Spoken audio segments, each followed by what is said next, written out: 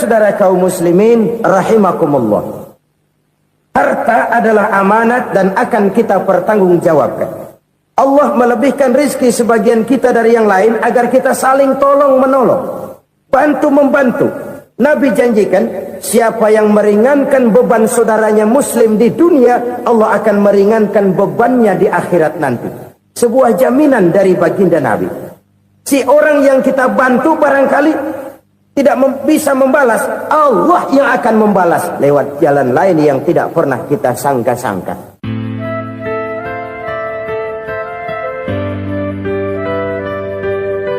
Selalu berusaha menyimpan sesuatu yang bisa membawa manfaat, baik untuk dirinya, untuk anak cucunya, maupun untuk keluarganya, untuk masa kini dan masa depannya. Kadang simpanan itu berbentuk uang, kadang berupa tanah, lain saat berbentuk pabrik, dan lain sebagainya. Sementara masa depan yang paling pasti adalah akhirat. Jika untuk masa depan dunia, kita rela memeras keringat, membanting tulang, pergi pagi dan pulang petang, menyimpan uang, menyimpan tanah, menyimpan pabrik, pernahkah kita merenung, jika satu saat kiamat datang, kita dibangkitkan dari kubur masing-masing, berdiri di padang mahsyar untuk mempertanggungjawabkan seluruh kegiatan hidup kita di dunia ini, lalu kita akan menuju ke alam akhirat. Sudahkah kita mempunyai simpanan untuk akhirat kita? Pada pertemuan kali ini saya ingin menyampaikan sebuah hadis di mana Rasulullah sallallahu alaihi wasallam bersabda, arba'un min kanzil jannah. Simpanan sorga ada 4 macam. Yang pertama, ikhfa'us sadaqah, menyembunyikan sedekah. Saudara-saudara kaum muslimin, sebagaimana yang kita maklum bahwa Allah Subhanahu wa taala melebihkan sebagian rezeki dari kita terhadap yang lain. Ada yang kaya, ada yang setengah kaya, ada yang miskin, ada yang setengah miskin, dan selanjutnya. Ada yang gajinya kecil tapi penghasilannya gede. Ada yang penghasilannya gede tapi nggak punya gaji. Ada juga yang memang gajinya gede dan penghasilannya gede. Kelebihan rezeki merupakan sunnatullah dan tidak harus membuat kita merasa lebih dari yang lain. Bahkan sebaliknya, kelebihan itu harus membuat kita ringan tangan untuk menolong mereka yang memang memerlukan pertolongan. Kalau saudara diberikan ilmu, maka pertanyaan akhirat cuma satu: ilmumu kau amalkan untuk apa? Kalau saudara diberikan umur yang panjang, pengadilan akhirat juga bertanya satu: umurmu kau habiskan di mana? Tapi kalau saudara diberikan harta, pengadilan akhirat akan bertanya dua: hartamu kau dapat dari mana? Kau belanjakan kemana? Dari mananya ditanya, dan kemananya juga ditanya. Oleh karena kita akan dimintakan pertanggungan jawab, maka amanah yang bernama harta ini harus kita gunakan dengan sebaik-baiknya. Ada penggunaan yang merupakan kewajiban, itu zakat namanya. Ada penggunaan yang sewaktu-waktu, itu infak namanya. Ada yang lebih sewaktu-waktu lagi, dan itu sedekah namanya. Zakat dia terikat oleh haul dan nisab, oleh putaran batas waktu dan ukuran dari harta itu sendiri. Sedangkan infak terikat oleh situasi dan kondisi perekonomian seseorang. Sedangkan sedekah tidak terikat dengan apapun. Dalam kondisi seperti apapun kita bisa melakukan sedekah dengan yang terkecil sekalipun. Sampai-sampai Rasulullah sallallahu alaihi wasallam mengajarkan, la tahqiranna minal ma'rufi syai'an walau an talqa akhaka biwajhin talik. Atau ada hadis, tabassumuka fi wajhi akhika laka sedekah. Senyumanmu kepada temanmu adalah sedekah.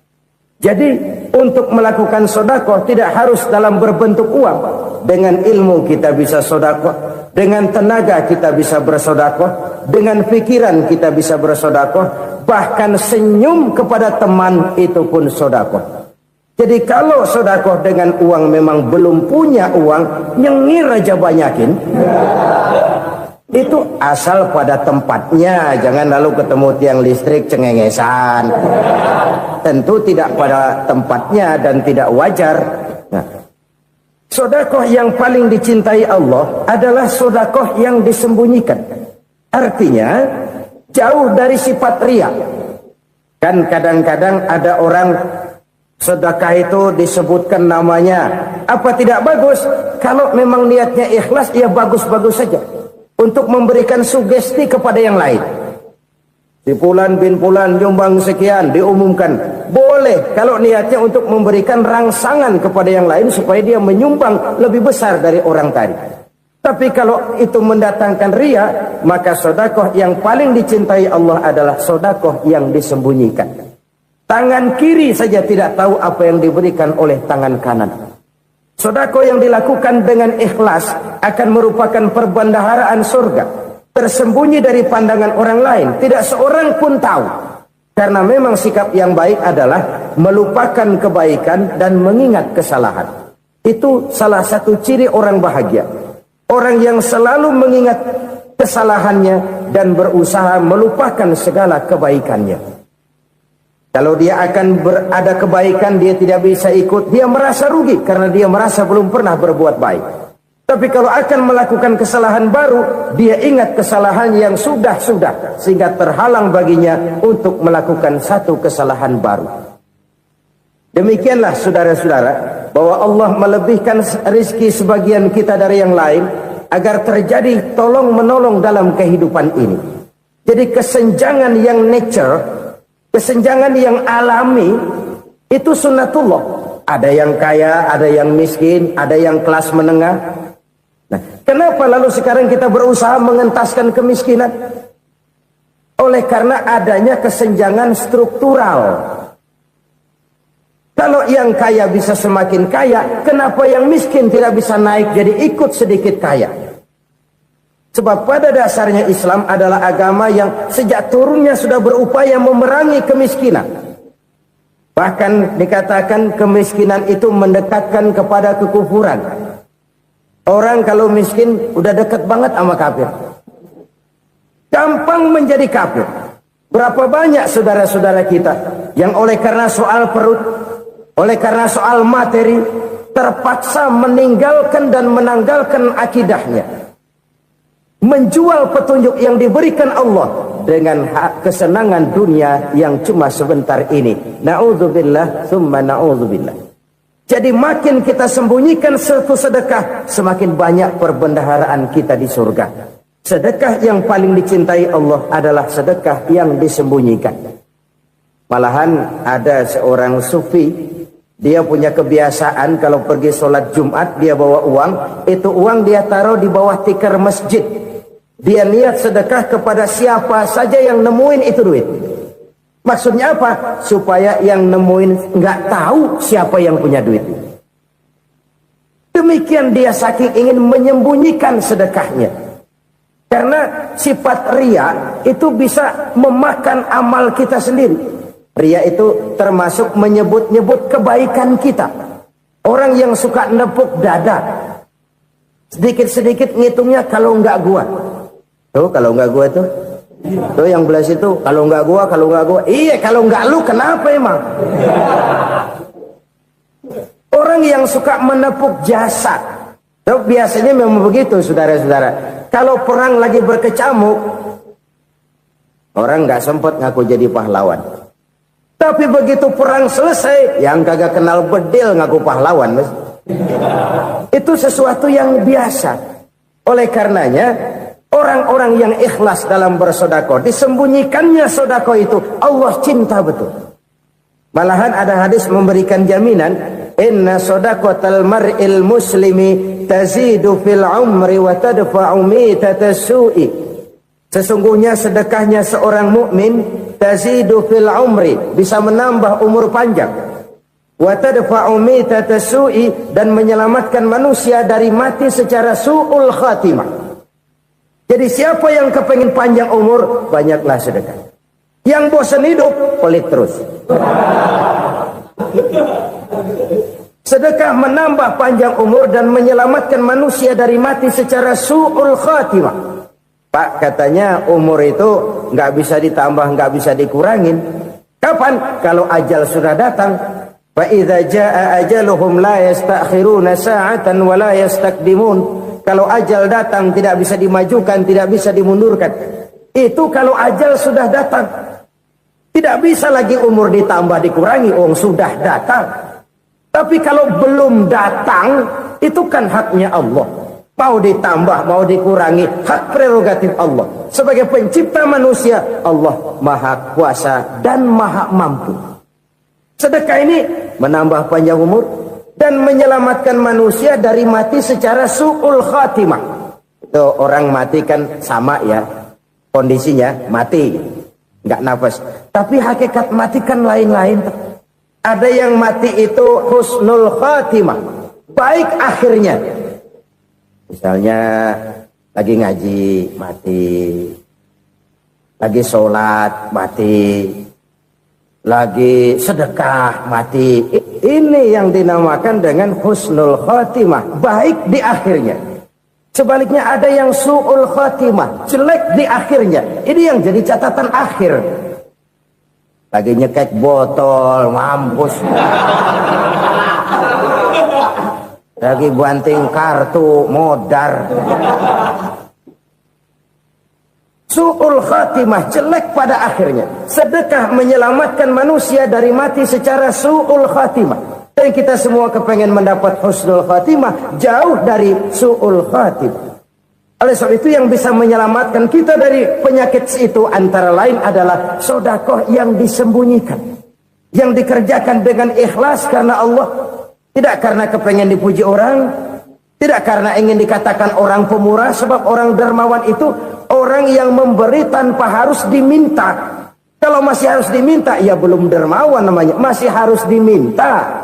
Kalau nggak diminta ya tulus, lolos, polos. Saudara-saudara kaum muslimin rahimakumullah. Harta adalah amanat dan akan kita pertanggungjawabkan.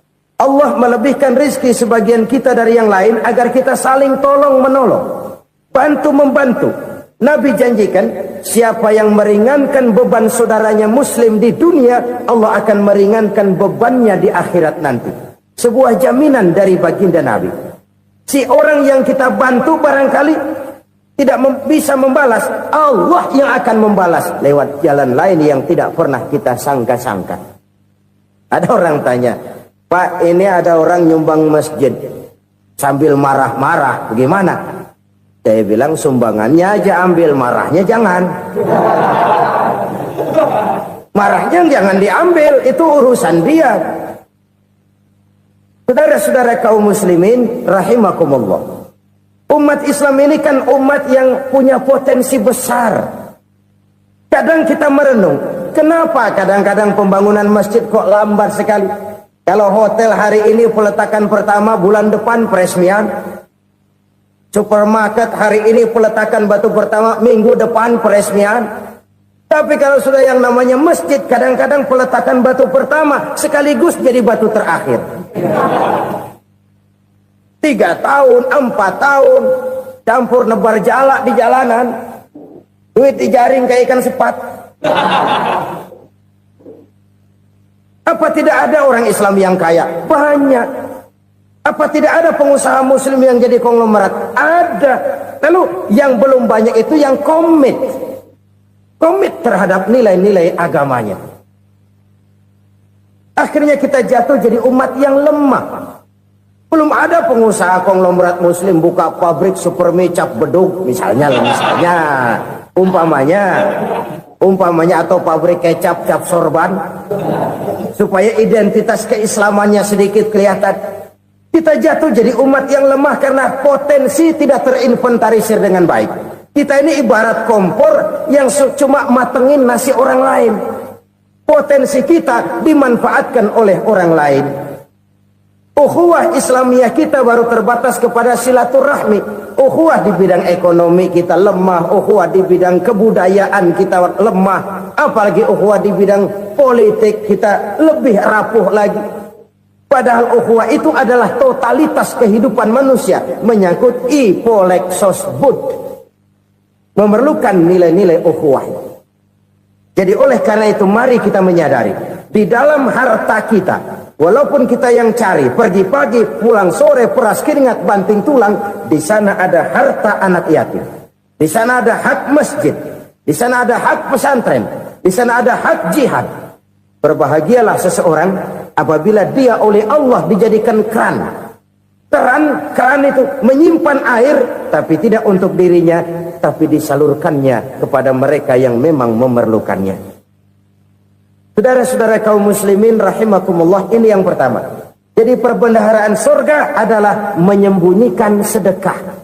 Orang lain nggak tahu, kita pun nggak pernah ngitung-ngitung. Kita anggap lewat begitu saja, padahal itu deposit akhirat.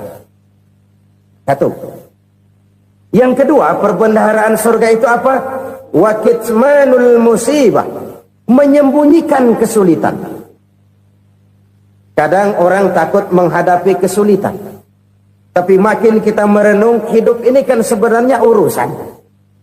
Takut sama urusan, ya jangan hidup. Tandanya orang hidup itu kalau punya urusan. Urusan melupakan problem. Problem sering menimbulkan kesulitan. Kesulitan bukan untuk ditakuti, tapi untuk diatasi dan dicarikan jalan keluarnya.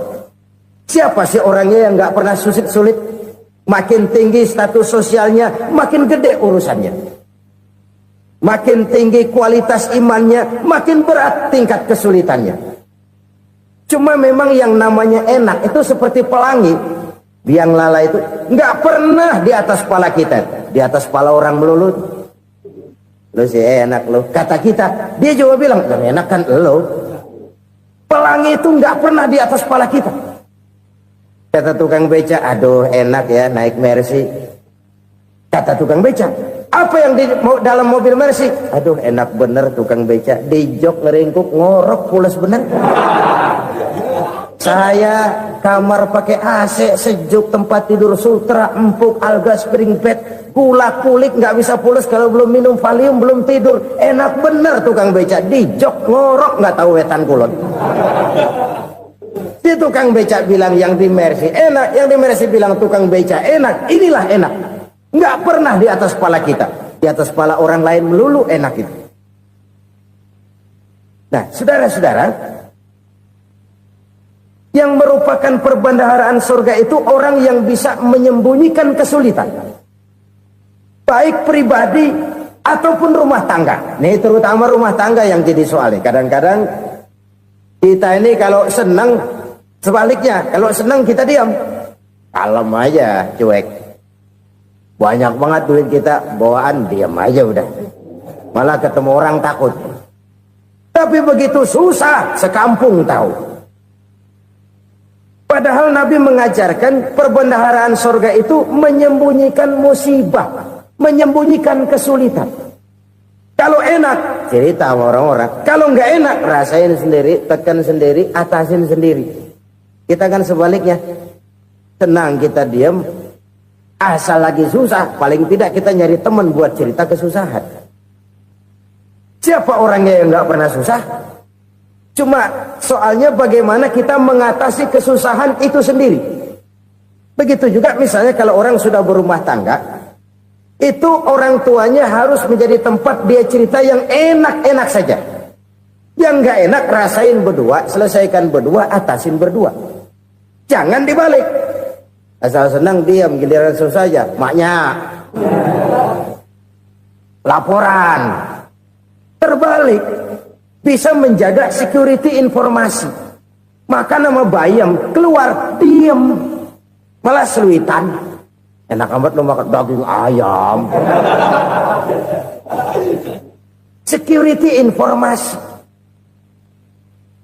Saudara-saudara kaum muslimin rahimakumullah, ujian yang terberat itu yang pernah diberikan kepada para nabi, para rasul, para aulia, para ulama, makin tinggi keimanan, makin berat bentuk kesulitan. Ayo saya kemukakan satu contoh saja. Ada seorang nabi yang kaya, nabi kaya, namanya Nabi Ayub. Iblis kalau orang begini kan keki, ibadahnya rajin, kaya. Nih yang kayak begini susah digodain. Kalau ibadahnya rajin, miskin, kali bisa disogok. Sini imannya mantap, ibadahnya rajin, kaya, nabi lagi. Oh, tapi namanya iblis, nggak kurang akal. Laporan, Tuhan, kenapa Les? Ya ini bahasa saya, bahasa Qurannya sih nggak gitu. Itu hambamu yang namanya Ayub, dia rajin ibadah cuma karena dikasih kaya aja. Coba kasih miskin dia, berhenti dia sembahyang. Ah, kamu bisa aja. Saya tahu Ayub itu hambaku yang ikhlas. Saya buktiin Tuhan, silahkan. Dibuktiin lah, iblis turun ke alamin. Yang mula-mula dia lakukan, dia rusak sawah ladang Nabi Ayub. Dia binasakan binatang ternak Nabi Ayub. Sehingga dalam waktu singkat, jatuhlah Nabi Ayub dari orang paling kaya, jadi orang paling miskin. Beliau masih ibadah di mihrab dalam masjid. Datang iblis. Saudara Ayub, ya. Lagi ngapain? Ibadah. Nyembah Allah, nyembah Allah. Oh, percuma. Kenapa? Tuhan yang ente sembah nih, dia udah bikin miskin ente. Sawah ladang ente hancur lebur, binatang ternak binasa. Sekarang ente jadi orang paling miskin. Ngapain nyembah Tuhan kayak begitu? Tekor. Udah berhenti dah ibadah, berhenti ibadah. Ini iblis sama Tuhan lapornya lain, yang dikerjakan kepada Nabi Ayub juga lain. Benar begitu iblis, kata Nabi Ayub. Iya, sawah ladang saya habis, buras. Binatang ternak saya binasa, binasa. Saya miskin, bangpak. Apa jawab Nabi Ayub? Bukan innalillahi, ini hebat. Alhamdulillahillazi a'tani wa akhza minni. Segala puji bagi Allah yang telah memberikan harta kepada saya dan sekarang mengambilnya lagi. Alhamdulillah. Allah yang ngasih, Allah yang ambil. Itu mah urusan Allah. Iblis cuman ibadah jalan terus, sujud lagi Nabi Ayub. Iblis seleher gondok banget.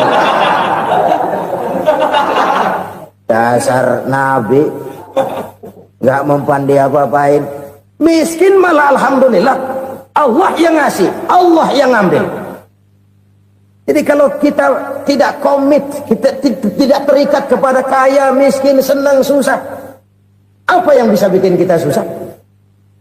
Jadikan kekayaan, kemiskinan, jadikan senang, susah sebagai anak buah yang bisa kita atur.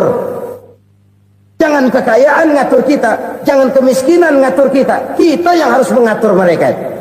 Senang, susah, kaya, miskin, bahagia, sengsara, jadikan itu anak buah yang bisa kita atur.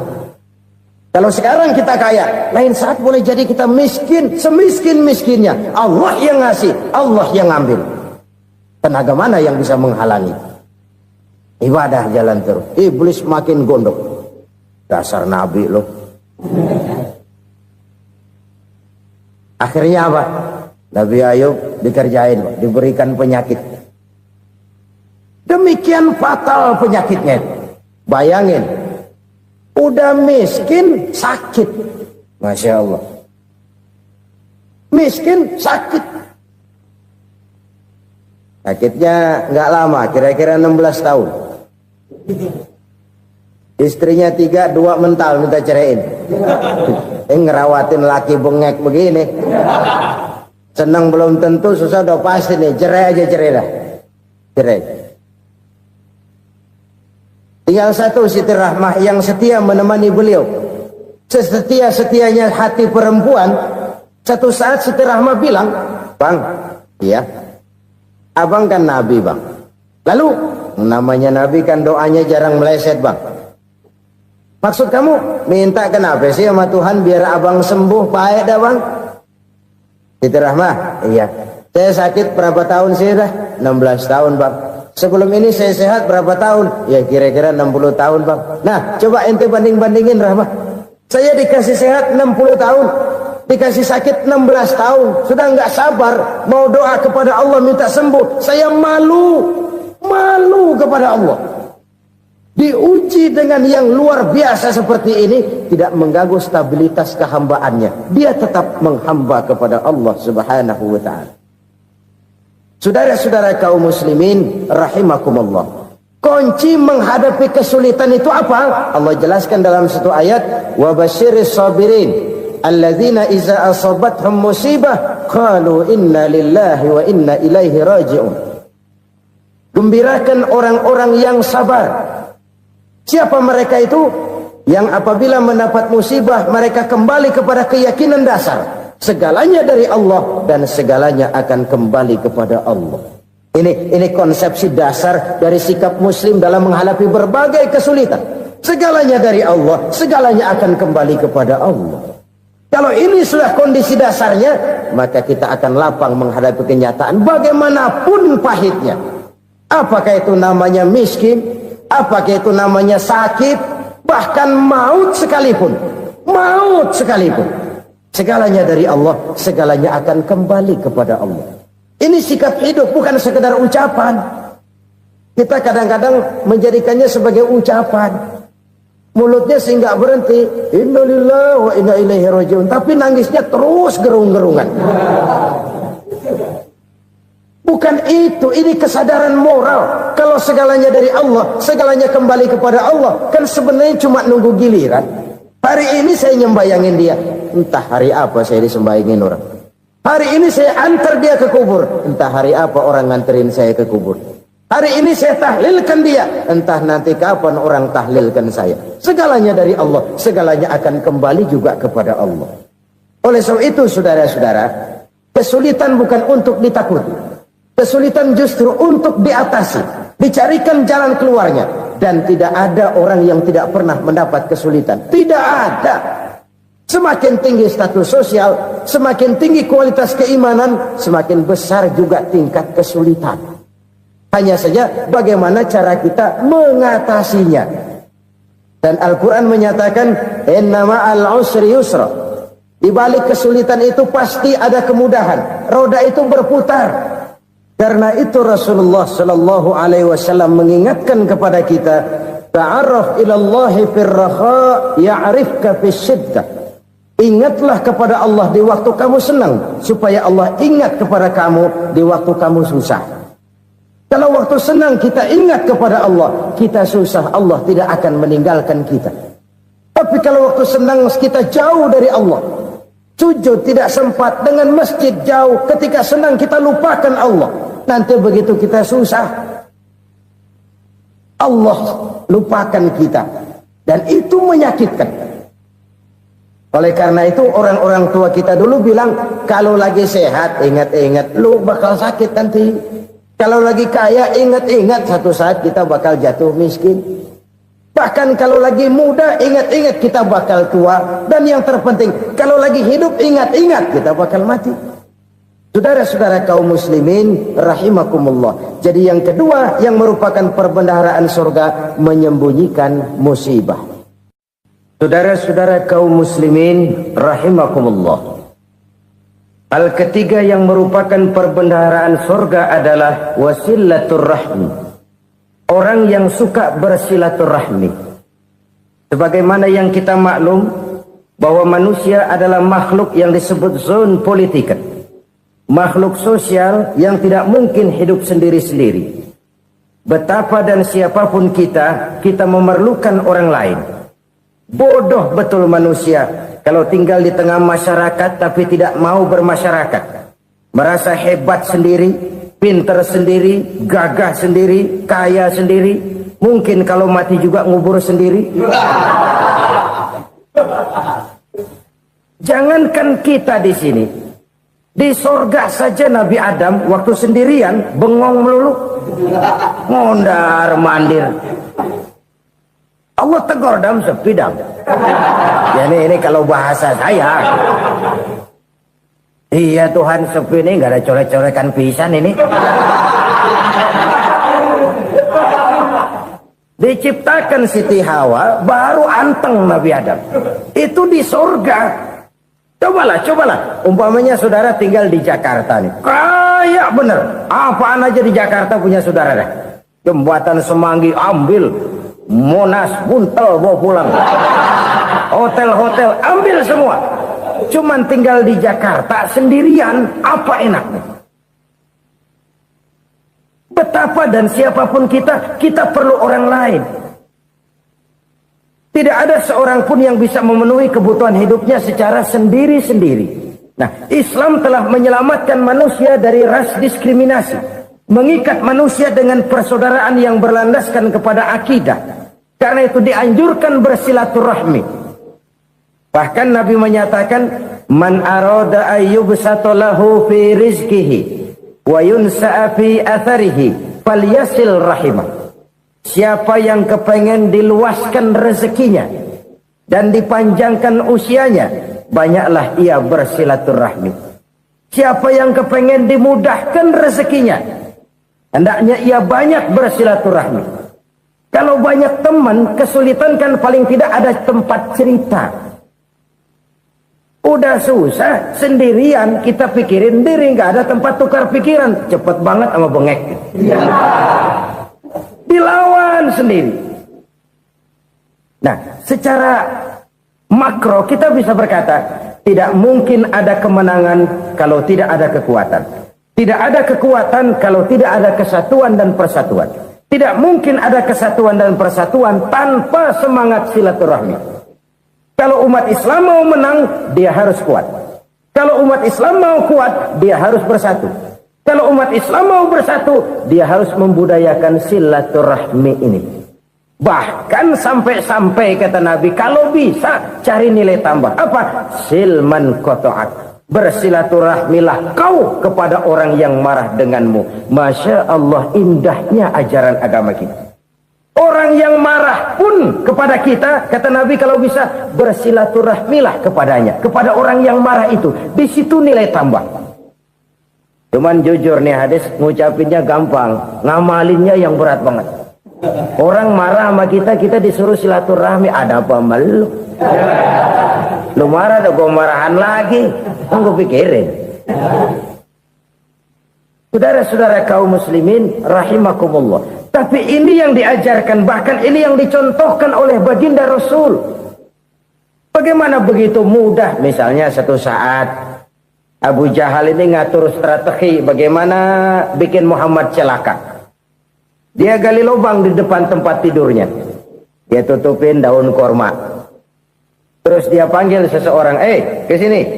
Kasih tahu Muhammad, pamannya sakit keras, minta ditengokin. Berangkat orang ini ke sana. Muhammad, labbaik. Pamanmu sakit keras, dia minta ditengokin. Baik, saya akan datang menjenguk beliau.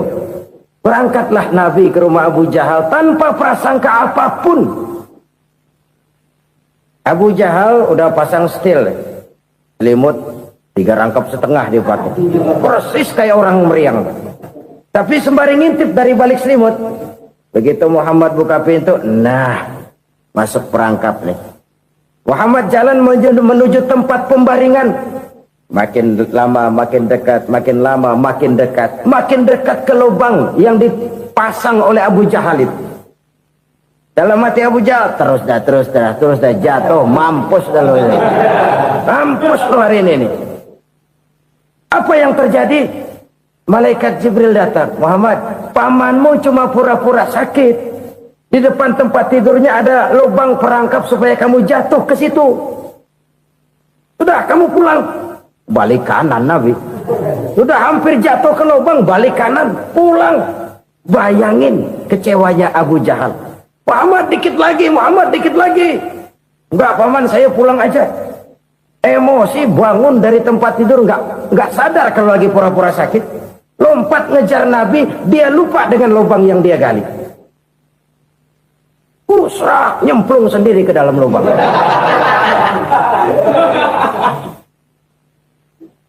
Nabi terus berlalu.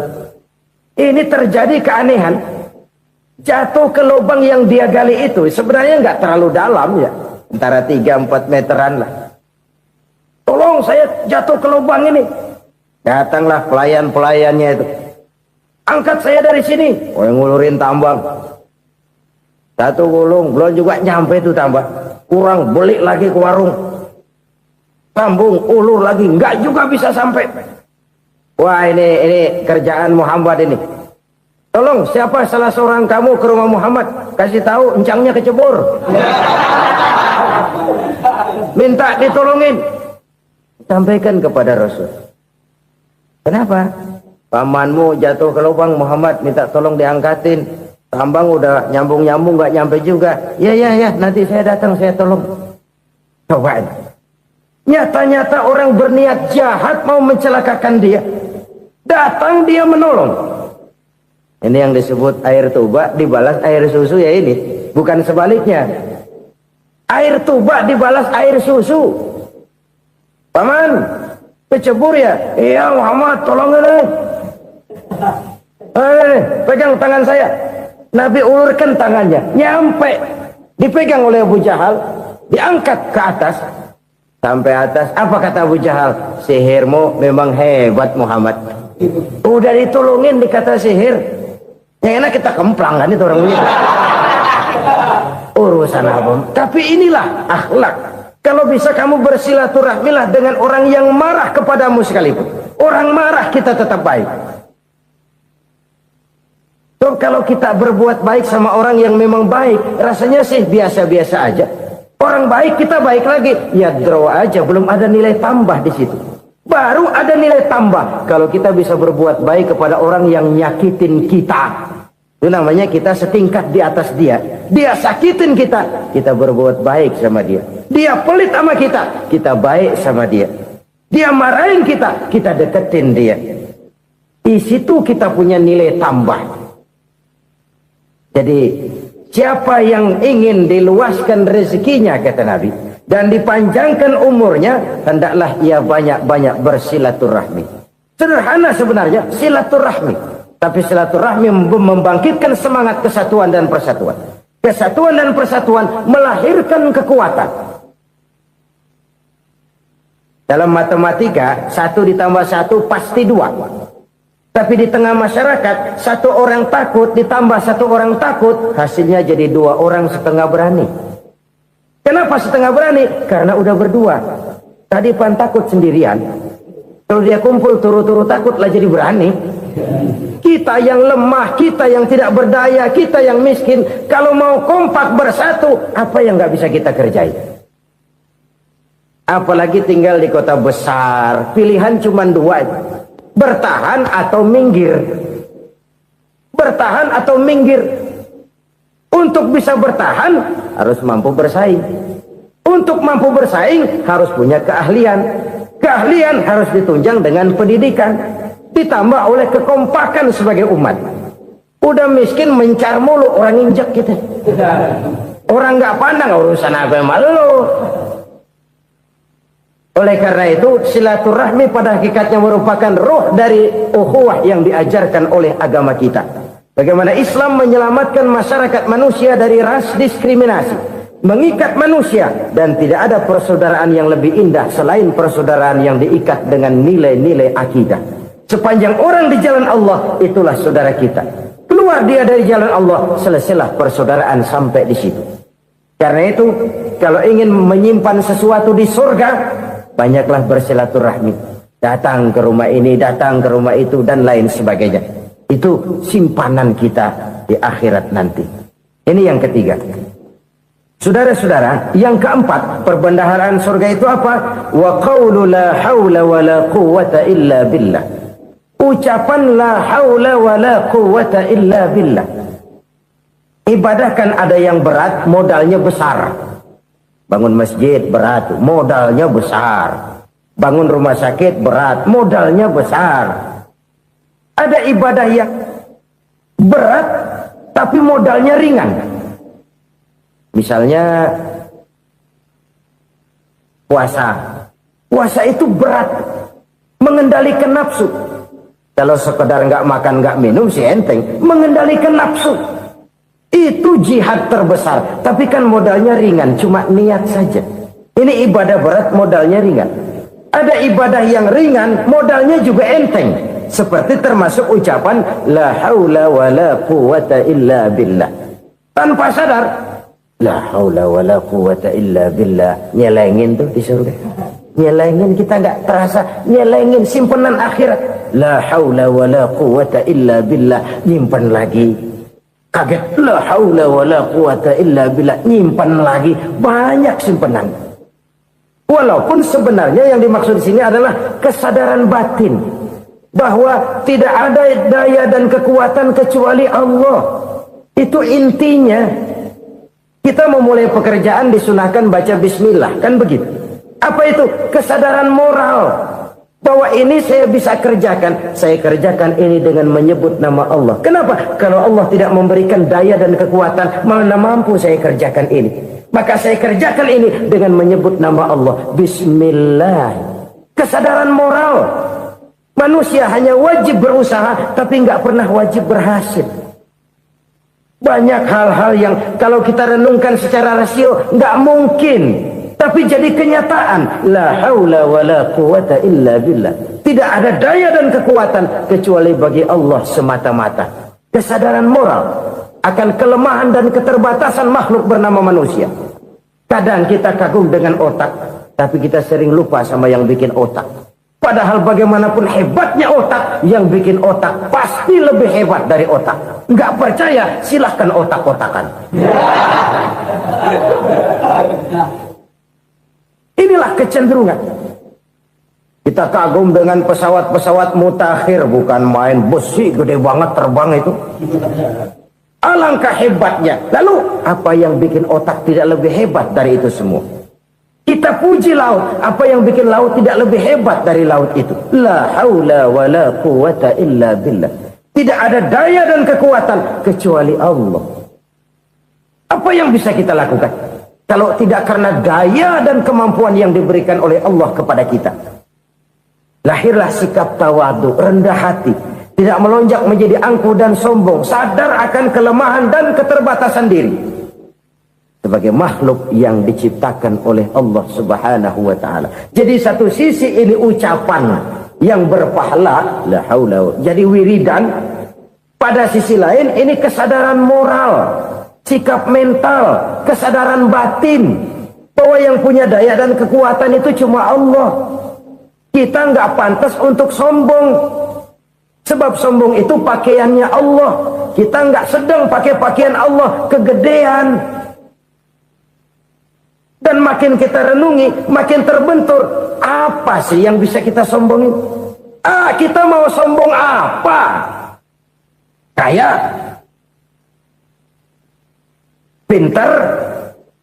Itu kan semua relatif. Di atas langit masih ada langit lagi. Jadi oleh karenanya, marilah kita menyadari. Manusia hanya wajib berusaha, tapi tidak pernah wajib berhasil. Yang berusaha saja tidak wajib berhasil, apalagi yang tidak berusaha. Islam bukan agama orang pemalas yang selesai sholat lalu enggelohom, enggelenggem ayem-ayem. Tapi Islam bukan agama orang sombong yang setelah berusaha lalu tidak memerlukan Allah. Kita bisa saja bikin proyeksi, tahun sekian kita bakal panen besar menurut perhitungan otak. Tapi ada kejadian lain. Apa? Tikus ngambek. Habis itu dimakanin tikus, panen gagal. Proyeksi rasional gagal oleh tikus-tikus yang ngambek itu. Bisa saja terjadi. Tahun depan kita panen besar. Urung. Kenapa? Musim panas panjang. Dan sekarang ini koran-koran bikin berita musim mengalami penyelewengan. Bukan cuma manusia yang nyeleweng sekarang. Musim pakai nyeleweng. Mestinya kan musim hujan udah selesai. Masih hujan-hujan juga. Musim. Nah sekarang kita boleh bikin proyeksi. Kita bakal panen besar. Tahu-tahu musim panas panjang. Sawah retak, air kering. Cari teknokrat yang paling botak. Suruh pendekin tuh musim panas. La haula wa la quwata illa billah. Inilah kesadaran moral. Saudara, saya teringat satu saat ada seorang konglomerat. Umurnya ya kira-kira 70-an. Satu saat dia ditanya oleh wartawan, "Pak, umur Bapak berapa sih?" "Ya paling 10 tahun. 10 tahun. 10 tahun. Anak bapak berapa orang? Satu saja. Satu. Harta bapak berapa? Ya paling-paling bangsa 7 juta kali. 7 juta? Iya. Pak, kenapa bapak bohongi saya? Bapak punya buku biografi. Koran-koran, majalah-majalah banyak memuat cerita riwayat hidup bapak. Saya tahu umur bapak 70. Kenapa bilang cuma 7 tahun? Saya tahu anak bapak 8. Kenapa cuma bilang 1? Saya tahu harta bapak miliaran, mungkin triliunan. Pabrik di mana-mana, bank di mana-mana. Kenapa bilang uang bapak cuma 7 juta? Nah, kata si konglomerat tadi, kamu benar nak, kamu benar. Umur saya kalau jumlahnya memang 70 nak. Cuman ingat-ingat saya, baru 7 tahun terakhir ini saya sujud. Baru 7 tahun terakhir ini saya berusaha dekat dengan Allah. Saya laksanakan perintahnya, saya jauhi larangannya. 7 tahun inilah rasanya yang ada nilainya di hadapan Allah. Yang 63 tahun matong, kelabu, kelem umur gue. Habis untuk maksiat, untuk munkarat. Maka ketika ditanya tadi, umur saya 7 tahun itu. Oh begitu Pak. Oh iya. Lalu anak Pak. Anak bapak kan 8. Kenapa bilang cuma 1? Nah, kalau jumlah hitungannya memang anak saya 8. Tapi dari 8 orang ini rasanya cuma 1 nih yang bakal jadi buah hati, belahan jantung, pelanjut cerita, penerus sejarah, bakal jadi anak soleh yang akan mendoakan saya. Cuma 1 rasanya anak saya ini yang bakal jadi buah hati saya, besar-besaran saya, yang akan mendoakan di kubur saya, yang akan mendoakan di akhirat saya. Yang 7 orang mana? Masya Allah, yang atu tenggeng, yang atu nyekek botol lolo, yang itu nggak karu-karuan. Makanya saya bilang 1 anak saya yang akan bisa mendoakan saya. Oh begitu Pak. Iya. Nah harta Pak, harta bapak kan triliunan. Pabrik bapak di mana-mana. Uang bapak hampir di tiap bank-bank besar. Kenapa bilang cuma 7 juta? Betul kau nak. Harta saya kalau jumlahnya memang miliaran, triliunan mungkin. Tapi yang saya ingat baru 7 juta tuh yang saya belanjakan di jalan Allah. Saya nyumbang masjid, saya santuni yatim piatu, saya bantu pembangunan pesantren, saya bantu pembangunan rumah sakit Islam. Itu yang akan saya bawa pulang ke akhirat, yang 7 juta itu. Yang triliunan itu nanti akan diperebutkan oleh anak-anak saya sebagai waris saya. Jadi harta saya 7 juta itu yang bakal nemenin saya di akhirat, yang akan saya bawa pulang jadi teman saya.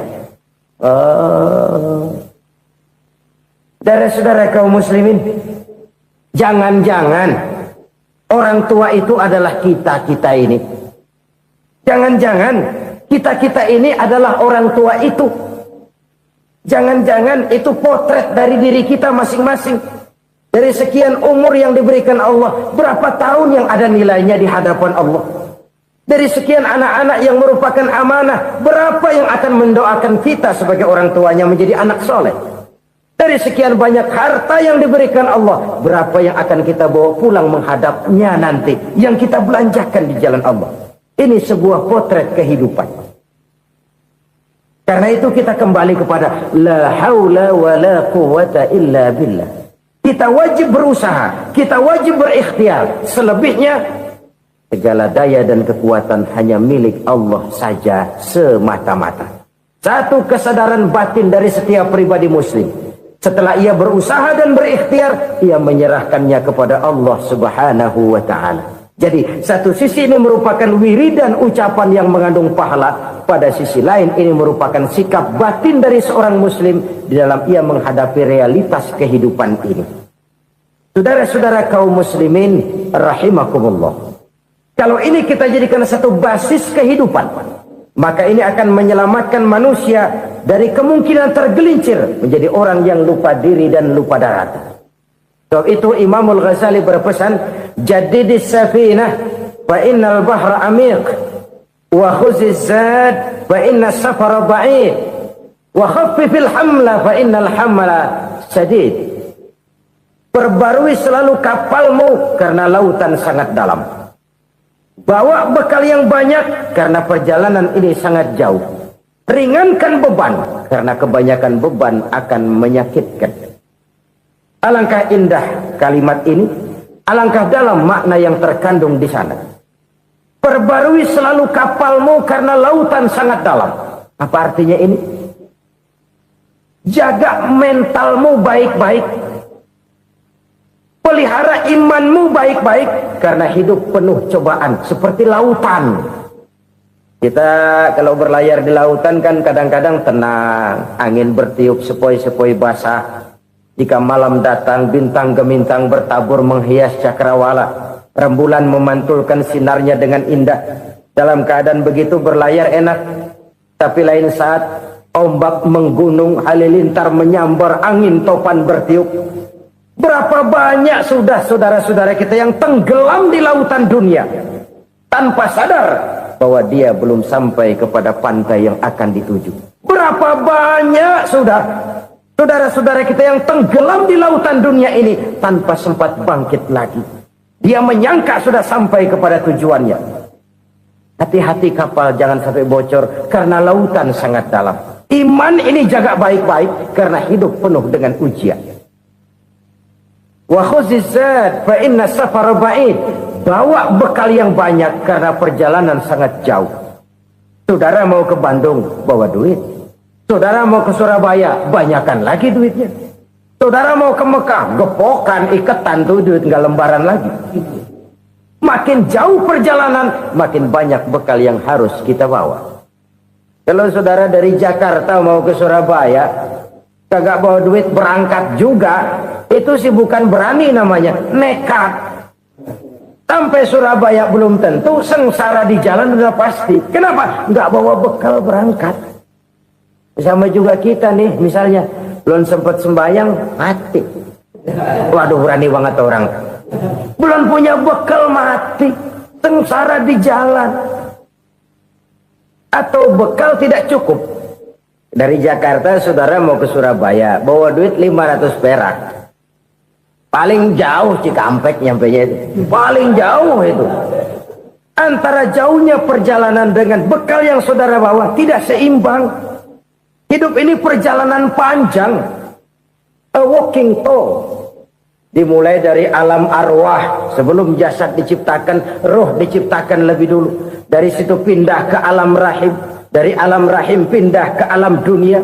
Dari alam dunia pindah ke alam barzah. Baru menuju akhirat. Satu perjalanan panjang. Kalau bekal tidak bawa, sengsara di jalan. Bawa bekal yang banyak karena perjalanan ini sangat jauh. Wa khaffifil hamla, ringankan beban karena beban itu cuma akan menyulitkan. Kalau bekal itu sih keperluan, tapi beban nggak kita perluin, cuma ngeberat-beratin. Apa ini beban? Dosa, kecurangan, kebatilan, kezoliman, ketidakadilan, kesewenang-wenangan. Itu akan jadi beban kita di akhirat. Alangkah celakanya, perjalanan panjang, bekal tidak bawa, beban kelewat banyak, alamat sengsara di jalan. Pahala tidak ada, dosa berlipat ganda. Na'udzubillah, summa na'udzubillah. Kalau kita rangkum nasihat Al-Ghazali dengan kisah si konglomerat tadi, kita akan mengambil kesimpulan.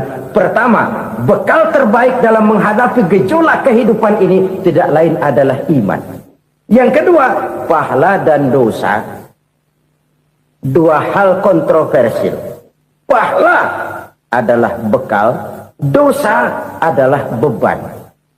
Tapi kita sekarang kan tidak begitu terangsang kepada yang abstrak.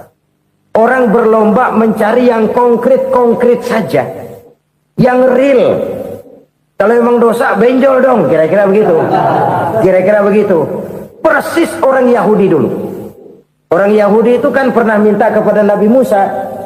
Ya Musa, lan nu'mina laka hatta narallaha jahrah. Musa, kami nggak bakal mau beriman kepada Allah kalau belum kami lihat Allah ada nongkrong di depan kami. Kalau memang Tuhan ada, taruh dong di depan kami. Mau yang konkret-konkret saja. Kalau memang dosa, benjol dong. Kalau memang pahala, berasa dong. Orang terangsang kepada yang real, yang konkret-konkret saja. Karena itu untuk mengejar dosa orang mau bayar, tapi untuk mengejar pahala walaupun tidak bayar orang segan. Ini yang dikatakan oleh Nabi, kamu mengharapkan ke surga tapi kamu berat melaksanakan sesuatu yang bisa membawa kamu ke surga. Kamu ingin jauh dari neraka, tapi tiap saat kamu lakukan perbuatan-perbuatan yang justru menjerumuskan kamu ke neraka. Idda'aitum an-najata minan nar wa ramaitum fiha anfusakum. Kamu ingin selamat dari neraka, tapi kamu lemparkan diri kamu ke neraka. Kamu ingin masuk surga, tapi berat sekali kamu melakukan perbuatan-perbuatan yang bisa menyampaikan kamu di surga. Saudara-saudara kaum muslimin rahimakumullah. Jadi hal keempat yang merupakan perbendaharaan surga adalah la haula wa la quwwata illa billah. Satu sisi ini merupakan ucapan yang memperberat timbangan akhirat. Pada sisi lain ini merupakan sikap hidup seorang muslim. Kesadaran batin yang sangat dalam bahwa tidak ada daya dan kekuatan kecuali Allah. Dan itu kita simbolkan pada saat memulai pekerjaan dengan Bismillah. Dengan menyebut nama Allah. Satu kesadaran moral. Saya hanya bisa melakukan ini karena diberikan daya dan kekuatan oleh Allah. Lahirlah sikap tawadu, rendah hati, tidak melonjak menjadi angkuh dan sombong. Saudara kaum muslimin rahimakumullah. Harta adalah amanat dan akan kita pertanggungjawabkan. Allah melebihkan rizki sebagian kita dari yang lain agar kita saling tolong menolong, bantu membantu. Nabi janjikan siapa yang meringankan beban saudaranya muslim di dunia, Allah akan meringankan bebannya di akhirat nanti. Sebuah jaminan dari baginda Nabi. Si orang yang kita bantu barangkali tidak bisa membalas, Allah yang akan membalas lewat jalan lain yang tidak pernah kita sangka-sangka.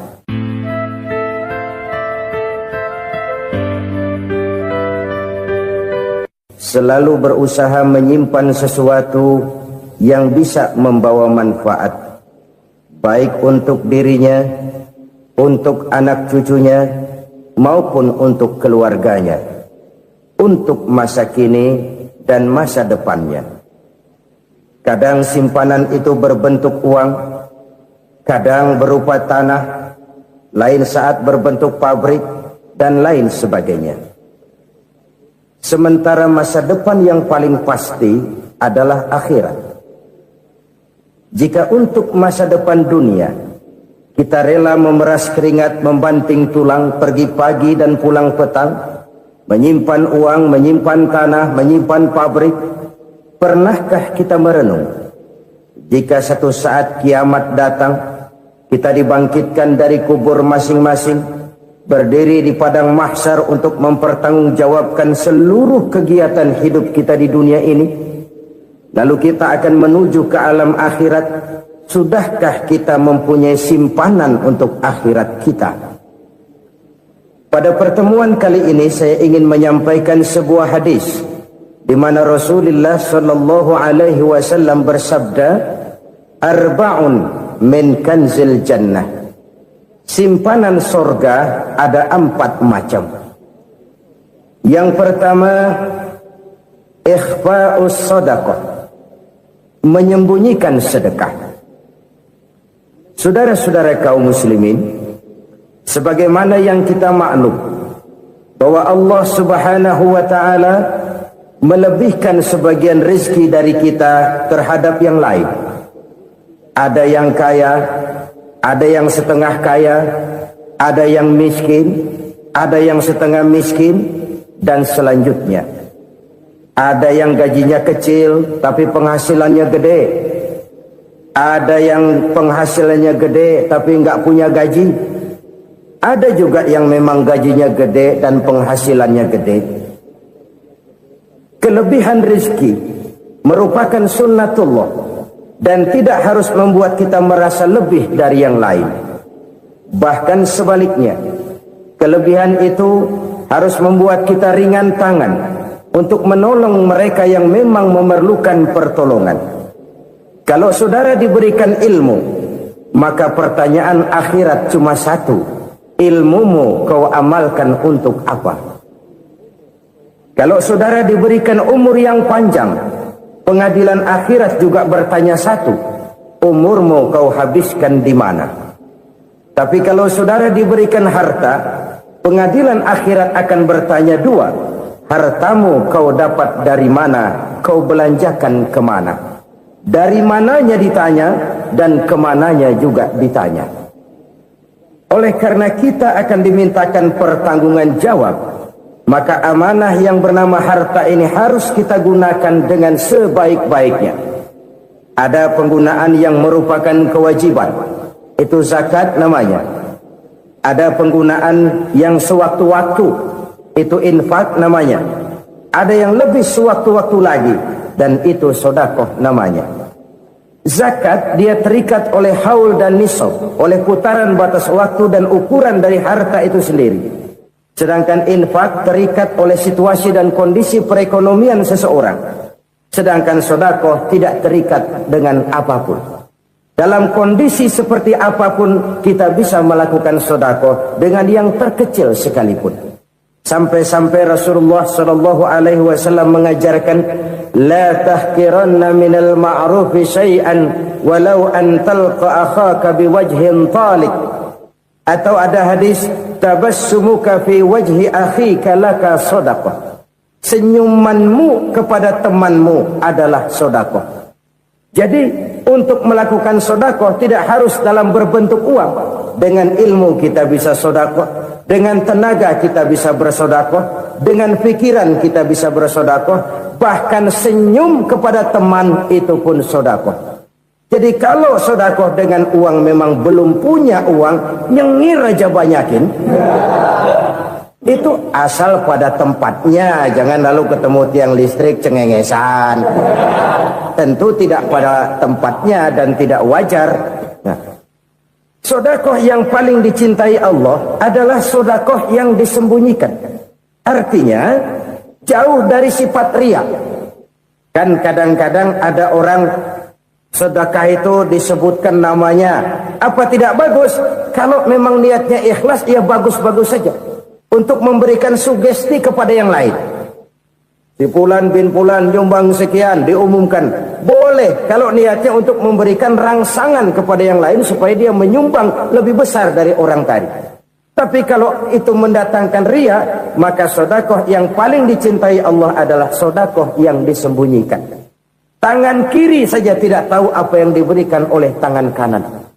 Sedekah yang dilakukan dengan ikhlas akan merupakan perbendaharaan surga, tersembunyi dari pandangan orang lain, tidak seorang pun tahu. Karena memang sikap yang baik adalah melupakan kebaikan dan mengingat kesalahan. Itu salah satu ciri orang bahagia. Orang yang selalu mengingat kesalahannya dan berusaha melupakan segala kebaikannya. Kalau dia akan berada kebaikan, dia tidak bisa ikut, dia merasa rugi karena dia merasa belum pernah berbuat baik. Tapi kalau akan melakukan kesalahan baru, dia ingat kesalahan yang sudah-sudah, sehingga terhalang baginya untuk melakukan satu kesalahan baru. Demikianlah saudara-saudara, bahwa Allah melebihkan rizki sebagian kita dari yang lain, agar terjadi tolong-menolong dalam kehidupan ini. Jadi kesenjangan yang nature, kesenjangan yang alami, itu sunnatullah. Ada yang kaya, ada yang miskin, ada yang kelas menengah. Nah, kenapa lalu sekarang kita berusaha mengentaskan kemiskinan? Oleh karena adanya kesenjangan struktural. Kalau yang kaya bisa semakin kaya, kenapa yang miskin tidak bisa naik jadi ikut sedikit kaya? Sebab pada dasarnya Islam adalah agama yang sejak turunnya sudah berupaya memerangi kemiskinan. Bahkan dikatakan kemiskinan itu mendekatkan kepada kekufuran. Orang kalau miskin udah dekat banget sama kafir. Gampang menjadi kafir. Berapa banyak saudara-saudara kita yang oleh karena soal perut, oleh karena soal materi, terpaksa meninggalkan dan menanggalkan akidahnya. Menjual petunjuk yang diberikan Allah dengan kesenangan dunia yang cuma sebentar ini. Na'udzubillah, thumma na'udzubillah. Jadi makin kita sembunyikan satu sedekah, semakin banyak perbendaharaan kita di surga. Sedekah yang paling dicintai Allah adalah sedekah yang disembunyikan. Malahan ada seorang sufi, dia punya kebiasaan kalau pergi sholat Jumat dia bawa uang, itu uang dia taruh di bawah tikar masjid. Dia niat sedekah kepada siapa saja yang nemuin itu duit. Maksudnya apa? Supaya yang nemuin nggak tahu siapa yang punya duit. Demikian dia saking ingin menyembunyikan sedekahnya. Karena sifat riya itu bisa memakan amal kita sendiri. Riya itu termasuk menyebut-nyebut kebaikan kita. Orang yang suka nepuk dada, sedikit-sedikit ngitungnya kalau enggak gua. Tuh kalau enggak gua tuh. Tuh yang belah situ, kalau enggak gua, kalau enggak gua. Iya, kalau enggak lu kenapa emang? Orang yang suka menepuk jasad. Tuh biasanya memang begitu, saudara-saudara. Kalau perang lagi berkecamuk, orang enggak sempat ngaku jadi pahlawan. Tapi begitu perang selesai, yang kagak kenal bedil ngaku pahlawan. Mas. Itu sesuatu yang biasa. Oleh karenanya, orang-orang yang ikhlas dalam bersedekah, disembunyikannya sedekah itu, Allah cinta betul. Malahan ada hadis memberikan jaminan, inna sedaqatal mar'il muslimi tazidu fil umri wa tadfa'u mitatas su'i.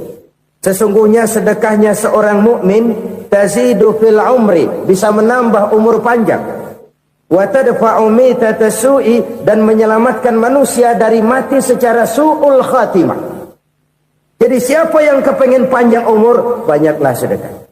Yang bosan hidup, pelit terus.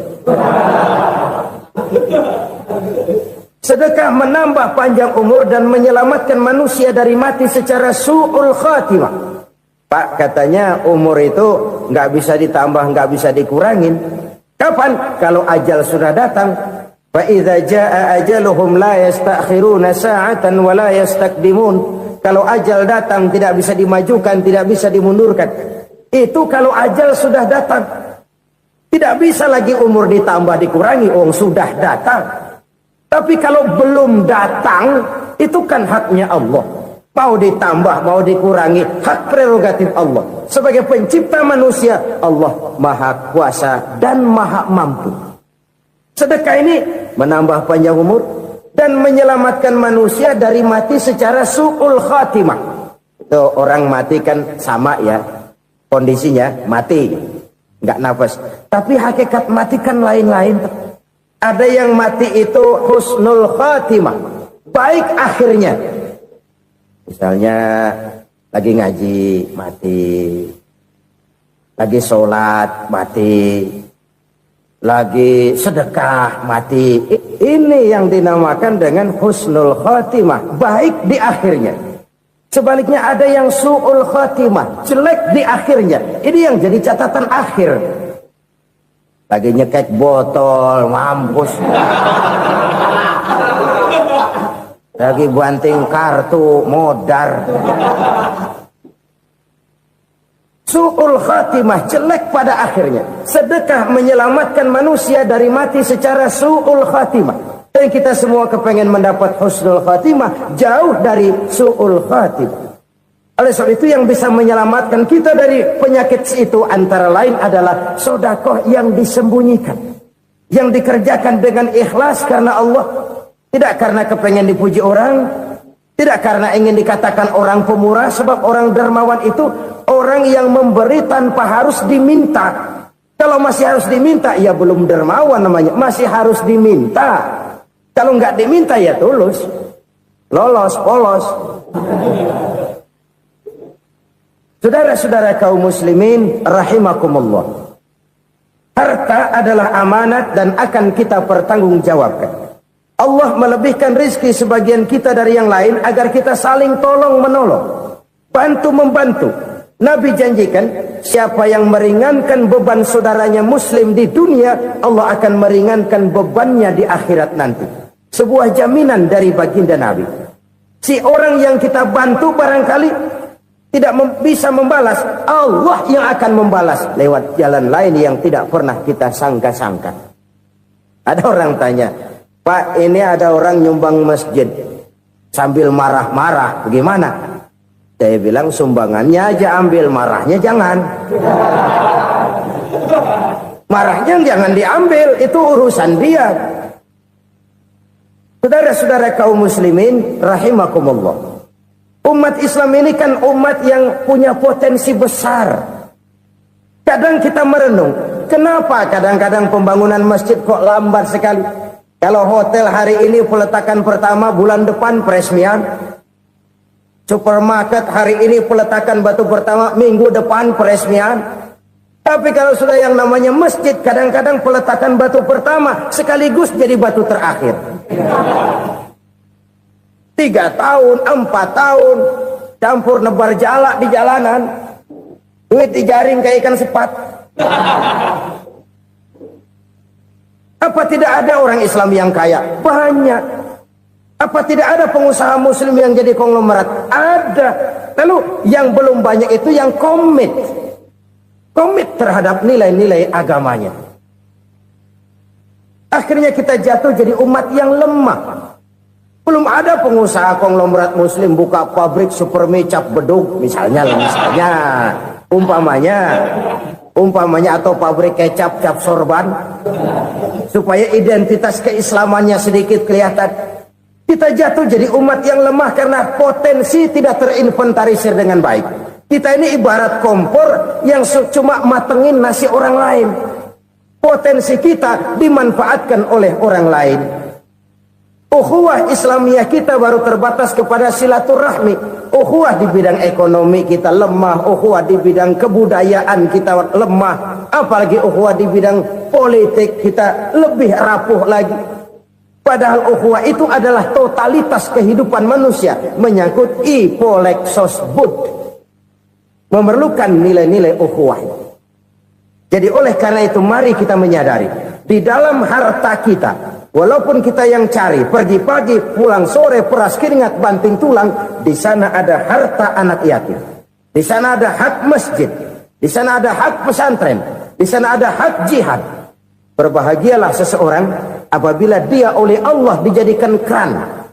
Keran itu menyimpan air, tapi tidak untuk dirinya, tapi disalurkannya kepada mereka yang memang memerlukannya. Saudara-saudara kaum muslimin rahimakumullah, ini yang pertama. Jadi perbendaharaan surga adalah menyembunyikan sedekah. Orang lain nggak tahu, kita pun nggak pernah ngitung-ngitung. Kita anggap lewat begitu saja, padahal itu deposit akhirat. Satu. Yang kedua, perbendaharaan surga itu apa? Wa kitmanul musibah, menyembunyikan kesulitan. Kadang orang takut menghadapi kesulitan. Tapi makin kita merenung, hidup ini kan sebenarnya urusan. Takut sama urusan ya jangan hidup. Tandanya orang hidup itu kalau punya urusan. Urusan melupakan problem. Problem sering menimbulkan kesulitan. Kesulitan bukan untuk ditakuti, tapi untuk diatasi dan dicarikan jalan keluarnya. Siapa sih orangnya yang gak pernah sulit-sulit? Makin tinggi status sosialnya, makin gede urusannya. Makin tinggi kualitas imannya, makin berat tingkat kesulitannya. Cuma memang yang namanya enak itu seperti pelangi. Biang lala itu nggak pernah di atas kepala kita, di atas kepala orang melulu. Lo sih enak lo, kata kita. Dia juga bilang yang enak kan lo. Pelangi itu nggak pernah di atas kepala kita. Kata tukang beca, aduh enak ya naik Mercy. Kata tukang beca, apa yang di dalam mobil Mercy? Aduh enak bener tukang beca, di jok ngeringkuk ngorok pules bener. Saya kamar pakai AC sejuk, tempat tidur sutra, empuk, alga, spring bed, kulak kulik nggak bisa pules kalau belum minum Valium, belum tidur. Enak bener tukang beca, di jok ngorok nggak tahu wetan kulon. Si tukang beca bilang yang di Mercy enak, yang di Mercy bilang tukang beca enak. Inilah enak. Nggak pernah di atas kepala kita, di atas kepala orang lain melulu enak itu. Nah, saudara-saudara, yang merupakan perbendaharaan surga itu orang yang bisa menyembunyikan kesulitan, baik pribadi ataupun rumah tangga. Nih terutama rumah tangga yang jadi soalnya. Kadang-kadang kita ini kalau senang, sebaliknya kalau senang kita diam, kalem aja, cuek. Banyak banget duit kita, bawaan diam aja udah. Malah ketemu orang takut. Tapi begitu susah, sekampung tahu. Padahal Nabi mengajarkan perbendaharaan surga itu menyembunyikan musibah, menyembunyikan kesulitan. Kalau enak, cerita sama orang-orang. Kalau nggak enak, rasain sendiri, tekan sendiri, atasin sendiri. Kita kan sebaliknya. Tenang kita diam, asal lagi susah, paling tidak kita nyari teman buat cerita kesusahan. Siapa orangnya yang nggak pernah susah? Cuma soalnya bagaimana kita mengatasi kesusahan itu sendiri. Begitu juga misalnya kalau orang sudah berumah tangga, itu orang tuanya harus menjadi tempat dia cerita yang enak-enak saja. Yang nggak enak rasain berdua, selesaikan berdua, atasin berdua. Jangan dibalik. Asal senang diam, giliran susah saja. Maknya laporan. Terbalik. Bisa menjaga security informasi. Maka nama bayam keluar diam. Malah seluitan. Enak amat lo makan daging ayam.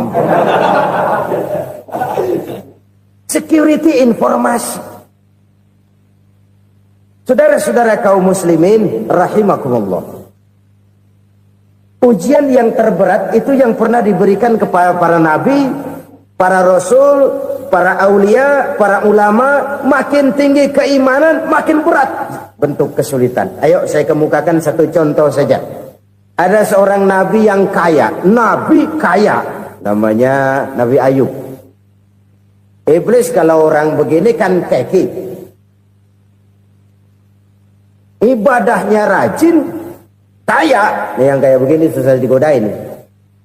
Kalau ibadahnya rajin, miskin, kali bisa disogok.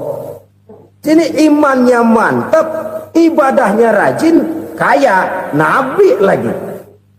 Oh, tapi namanya iblis nggak kurang akal. Laporan, Tuhan, kenapa iblis? Ya ini bahasa saya, bahasa Qurannya sih nggak gitu. Itu hambamu yang namanya Ayub, dia rajin ibadah cuma karena dikasih kaya aja. Coba kasih miskin dia, berhenti dia sembahyang. Ah, kamu bisa aja. Saya tahu Ayub itu hambaku yang ikhlas. Saya buktiin Tuhan, silahkan. Dibuktiinlah, iblis turun ke alamin. Yang mula-mula dia lakukan, dia rusak sawah ladang Nabi Ayub. Dia binasakan binatang ternak Nabi Ayub. Sehingga dalam waktu singkat, jatuhlah Nabi Ayub dari orang paling kaya jadi orang paling miskin. Beliau masih ibadah di mihrab dalam masjid. Datang iblis. Saudara Ayub, ya. Lagi ngapain? Ibadah. Nyembah Allah, nyembah Allah. Oh, percuma. Kenapa? Tuhan yang ente sembah nih, dia udah bikin miskin ente. Sawah ladang ente hancur lebur, binatang ternak binasa. Sekarang ente jadi orang paling miskin. Ngapain nyembah Tuhan kayak begitu? Tekor. Udah berhenti dah ibadah, berhenti ibadah. Ini iblis sama Tuhan laporannya lain, yang dikerjakan kepada Nabi Ayub juga lain. Benar begitu iblis kata Nabi Ayub? Iya, sawah ladang saya habis, buras. Binatang ternak saya binasa, binasa. Saya miskin, bangpak. Apa jawab Nabi Ayub? Bukan innalillahi, ini hebat. Alhamdulillahillazi a'tani wa akhza minni. Segala puji bagi Allah yang telah memberikan harta kepada saya dan sekarang mengambilnya lagi.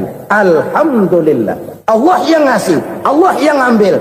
Itu mah urusan Allah. Iblis cuman ibadah jalan terus, sujud lagi Nabi Ayub. Iblis seleher gondok banget.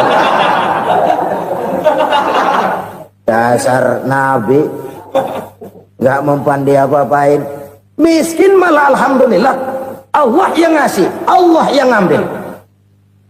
Jadi kalau kita tidak komit, kita tidak terikat kepada kaya, miskin, senang, susah, apa yang bisa bikin kita susah? Jadikan kekayaan, kemiskinan, jadikan senang, susah sebagai anak buah yang bisa kita atur. Jangan kekayaan ngatur kita, jangan kemiskinan ngatur kita. Kita yang harus mengatur mereka. Senang, susah, kaya, miskin, bahagia, sengsara, jadikan itu anak buah yang bisa kita atur. Kalau sekarang kita kaya, lain saat boleh jadi kita miskin, semiskin-miskinnya. Allah yang ngasih, Allah yang ngambil. Tenaga mana yang bisa menghalangi? Ibadah jalan terus. Iblis makin gondok. Dasar Nabi loh. Akhirnya apa? Nabi Ayub dikerjain, diberikan penyakit. Demikian fatal penyakitnya. Bayangin, udah miskin, sakit. Masya Allah. Miskin, sakit. Sakitnya nggak lama, kira-kira 16 tahun. Istrinya 3, 2 mental minta ceraiin. Ngerawatin laki bengek begini. Senang belum tentu, susah udah pasti nih. Cerai aja, cerai dah. Cerai. Tinggal satu Siti Rahmah yang setia menemani beliau. Sesetia-setianya hati perempuan. Satu saat Siti Rahmah bilang, "Bang, iya, abang kan Nabi, Bang. Lalu, namanya Nabi kan doanya jarang meleset, Bang. Maksud kamu minta kenapa sih sama Tuhan biar abang sembuh baik dah, Bang?" Siti Rahmah, "Iya, saya sakit pada yang lain supaya dia menyumbang lebih besar dari orang tadi. Tapi kalau itu mendatangkan ria, maka sodakoh yang paling dicintai Allah adalah sodakoh yang disembunyikan. Tangan kiri saja tidak tahu apa yang diberikan oleh tangan kanan.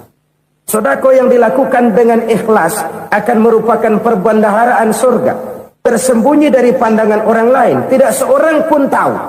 Karena memang sikap yang baik adalah melupakan kebaikan dan mengingat kesalahan. Itu salah satu ciri orang bahagia. Orang yang selalu mengingat kesalahannya dan berusaha melupakan segala kebaikannya. Kalau dia akan berada kebaikan, dia tidak bisa ikut, dia merasa rugi karena dia merasa belum pernah berbuat baik. Tapi kalau akan melakukan kesalahan baru, dia ingat kesalahan yang sudah-sudah, sehingga terhalang baginya untuk melakukan satu kesalahan baru. Demikianlah saudara-saudara, bahwa Allah melebihkan rizki sebagian kita dari yang lain, agar terjadi tolong-menolong dalam kehidupan ini. Jadi kesenjangan yang nature, kesenjangan yang alami, itu sunnatullah. Ada yang kaya, ada yang miskin, ada yang kelas menengah. Nah, kenapa lalu sekarang kita berusaha mengentaskan kemiskinan? Oleh karena adanya kesenjangan struktural. Kalau yang kaya bisa semakin kaya, kenapa yang miskin tidak bisa naik jadi ikut sedikit kaya? Sebab pada dasarnya Islam adalah agama yang sejak turunnya sudah berupaya memerangi kemiskinan. Bahkan dikatakan kemiskinan itu mendekatkan kepada kekufuran. Orang kalau miskin udah dekat banget sama kafir. Gampang menjadi kafir. Berapa banyak saudara-saudara kita yang oleh karena soal perut, oleh karena soal materi, terpaksa meninggalkan dan menanggalkan akidahnya. Menjual petunjuk yang diberikan Allah dengan kesenangan dunia yang cuma sebentar ini. Na'udzubillah, thumma na'udzubillah. Jadi makin kita sembunyikan satu sedekah, semakin banyak perbendaharaan kita di surga. Sedekah yang paling dicintai Allah adalah sedekah yang disembunyikan. Malahan ada seorang sufi, dia punya kebiasaan kalau pergi sholat Jumat, dia bawa uang, itu uang dia taruh di bawah tikar masjid. Dia niat sedekah kepada siapa saja yang nemuin itu duit. Maksudnya apa? Supaya yang nemuin nggak tahu siapa yang punya duit. Demikian dia saking ingin menyembunyikan sedekahnya. Karena sifat ria itu bisa memakan amal kita sendiri. Ria itu termasuk menyebut-nyebut kebaikan kita. Orang yang suka nepuk dada, sedikit-sedikit ngitungnya kalau nggak gua. Tuh kalau nggak gua tuh. Tuh yang belah situ, kalau nggak gua. Iya, kalau nggak lu kenapa emang? Orang yang suka menepuk jasad. Tuh biasanya memang begitu, saudara-saudara. Kalau perang lagi berkecamuk, orang nggak sempat ngaku jadi pahlawan. Tapi begitu perang selesai, yang kagak kenal bedil ngaku pahlawan, mas. Itu sesuatu yang biasa. Oleh karenanya, Orang-orang yang ikhlas dalam bersedekah, disembunyikannya sedekah itu, Allah cinta betul. Malahan ada hadis memberikan jaminan, inna sedaqatal mar'il muslimi tazidu fil umri wa tadfa'u mitatas su'i. Sesungguhnya sedekahnya seorang mukmin tazidu fil umri, bisa menambah umur panjang. Wa tadfa'u mitatas su'i, dan menyelamatkan manusia dari mati secara su'ul khatimah. Jadi siapa yang kepengen panjang umur, banyaklah sedekah. Yang bosan hidup, pelit terus. Sedekah menambah panjang umur dan menyelamatkan manusia dari mati secara su'ul khatimah. Pak, katanya umur itu nggak bisa ditambah, nggak bisa dikurangin. Kapan? Kalau ajal sudah datang. Fa idza jaa ajaluhum la yastakhiruna sa'atan wa la yastakdimun. Kalau ajal datang tidak bisa dimajukan, tidak bisa dimundurkan. Itu kalau ajal sudah datang. Tidak bisa lagi umur ditambah dikurangi, sudah datang. Tapi kalau belum datang, itu kan haknya Allah. Mau ditambah, mau dikurangi, hak prerogatif Allah. Sebagai pencipta manusia, Allah Maha Kuasa dan Maha Mampu. Sedekah ini menambah panjang umur dan menyelamatkan manusia dari mati secara su'ul khatimah. Itu orang mati kan sama ya, kondisinya mati, nggak nafas. Tapi hakikat mati kan lain-lain. Ada yang mati itu husnul khatimah, baik akhirnya. Misalnya lagi ngaji mati, lagi sholat mati, lagi sedekah mati. Ini yang dinamakan dengan husnul khatimah, baik di akhirnya. Sebaliknya ada yang su'ul khatimah, jelek di akhirnya. Ini yang jadi catatan akhir. Lagi nyekek botol, mampus. Lagi banting kartu, modar. Su'ul khatimah, jelek pada akhirnya. Sedekah menyelamatkan manusia dari mati secara su'ul khatimah. Dan kita semua kepengen mendapat husnul khatimah, jauh dari su'ul khatimah. Oleh sebab itu yang bisa menyelamatkan kita dari penyakit itu antara lain adalah sedekah yang disembunyikan, yang dikerjakan dengan ikhlas karena Allah, tidak karena kepengen dipuji orang, tidak karena ingin dikatakan orang pemurah. Sebab orang dermawan itu orang yang memberi tanpa harus diminta.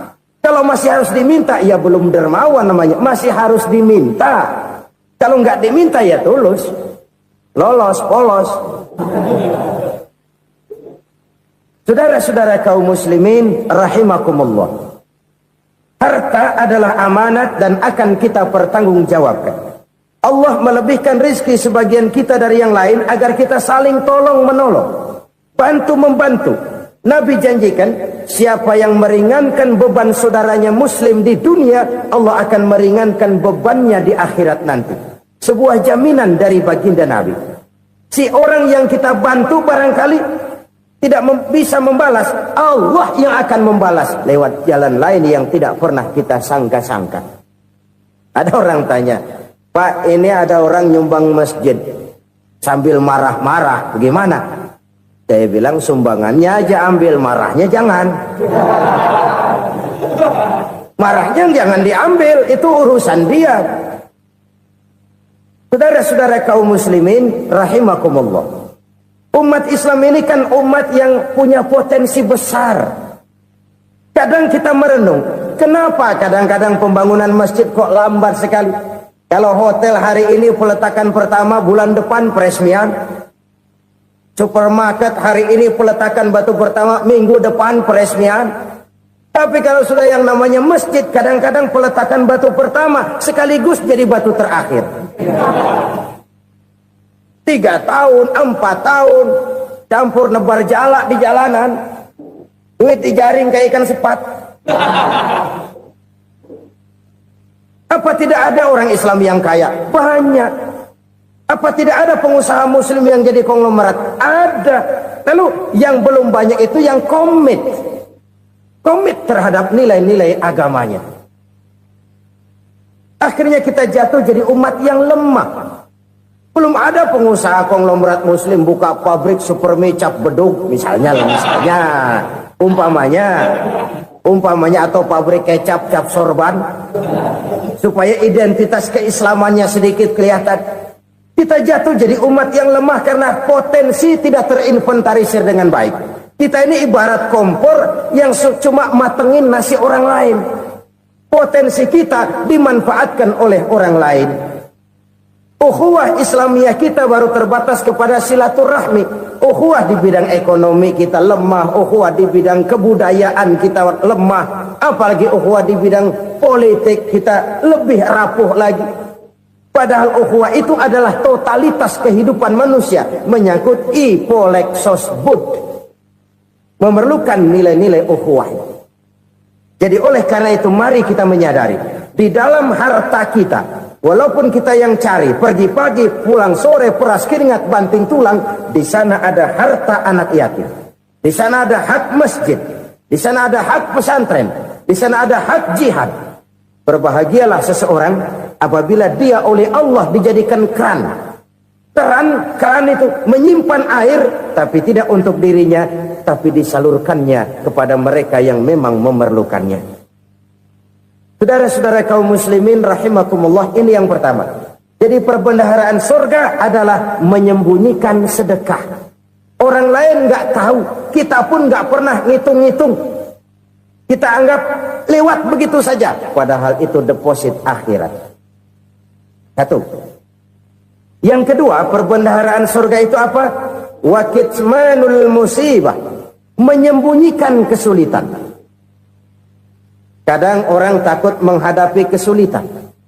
Tapi makin kita merenung, hidup ini kan sebenarnya urusan. Takut sama urusan, ya jangan hidup. Tandanya orang hidup itu kalau punya urusan. Urusan melupakan problem. Problem sering menimbulkan kesulitan. Kesulitan bukan untuk ditakuti, tapi untuk diatasi dan dicarikan jalan keluarnya. Siapa sih orangnya yang gak pernah sulit-sulit? Makin tinggi status sosialnya, makin gede urusannya. Makin tinggi kualitas imannya, makin berat tingkat kesulitannya. Cuma memang yang namanya enak itu seperti pelangi. Biang lala itu nggak pernah di atas kepala kita, di atas kepala orang melulu. Lo sih enak lo, kata kita. Dia juga bilang, yang enak kan lo. Pelangi itu nggak pernah di atas kepala kita. Kata tukang beca, aduh enak ya naik Mercy. Kata tukang beca, apa yang di dalam mobil Mercy? Aduh enak bener tukang beca, di jok ngeringkuk ngorok pulas bener. Saya kamar pakai AC sejuk, tempat tidur sutra, empuk, alga, spring bed, kulak kulik nggak bisa pulas kalau belum minum Valium, belum tidur. Enak bener tukang beca, di jok ngorok nggak tahu wetan kulon. Si tukang beca bilang yang di Mercy enak, yang di Mercy bilang tukang beca enak. Inilah enak. Nggak pernah di atas kepala kita, di atas kepala orang lain melulu enak itu. Nah, saudara-saudara,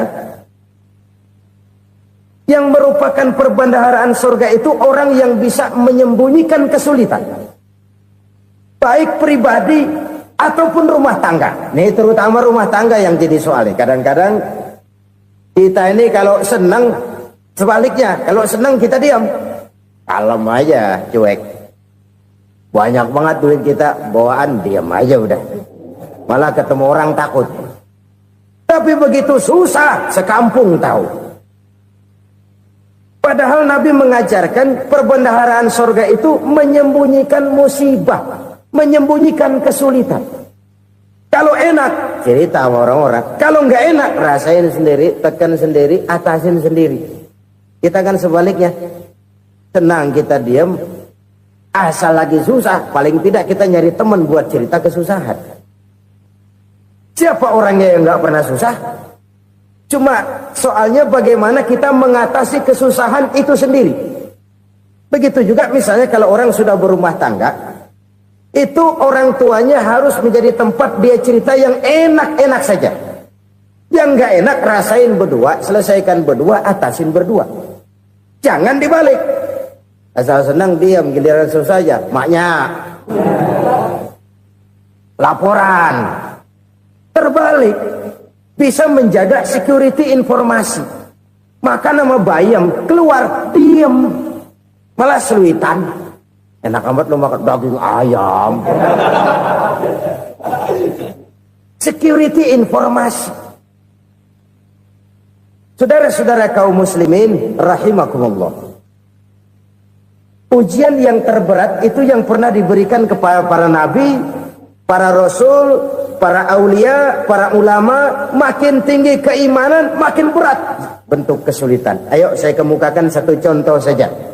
Ada seorang nabi yang kaya, nabi kaya, namanya Nabi Ayub. Iblis kalau orang begini kan keki,